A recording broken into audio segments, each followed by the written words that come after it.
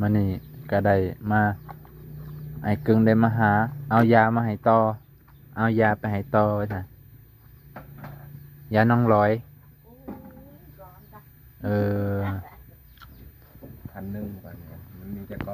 มีแต่เฮาคอมเอาแบบนี้นะ ใช่คอมลงแล้วมันบ่เข้าบัด คันเฮาเปิดแล้ว เฮาเปิดตัวนี้ คันเฮาเปิดแล้วเฮาปิดบ่ได้เลย อืม เอ แตกไป อ เลย มันแตกย้อนหยัง ฮะแตกเงินโฮบิทนี่แล้ว เฮาบ่ฮู้เฮาบิดแห้งเนาะ ม เออ นี่แล้วอันนี้ เอายาแบบนี้เนาะ อืม นี่เพิ่นให้พี่น้องไอ้เกิงเพิ่นให้เบาน้องไปเอายาอยู่พู้อยู่เซโนไปได้อยู่ดักละ35คันบ่มีด่าน มีด่านก็บ่เป็นหยังก็ เอา สิ คือเจ้าบ่เสร็จใส่เบาลาวแล้วเวลาเขาเฮ็ดเวียกนี่นะก็เสร็จใส่เบาลาวให้เบาลาวมาเอาเลยยาแบบนี้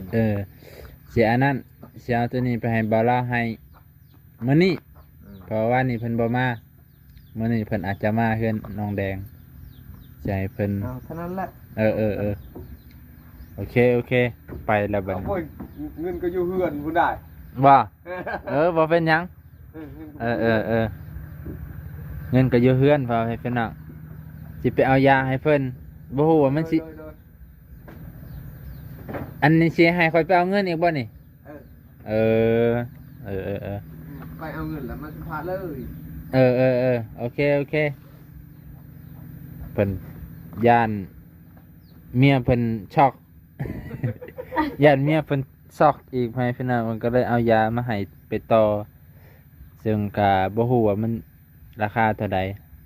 เนาะเดี๋ยวสิไปหาเบาลาวได้มื้อนี้ถ้าเบาลาวเพิ่นมาก็สิให้เพิ่นเว้าสู่ฟังว่าเอายาจังใดมีราคาทำใดการไปการมาก็ค่อยว่ากันไปอีกเทื่อนึงให้พี่น้องมากินข้าวนํกันบัดนี้เอ้ยโยกินข้าวเด้อพ่อแม่พี่น้องกินข้าวความปลาปนเขียดกระพักกระเดามีกระปูคน3 โตว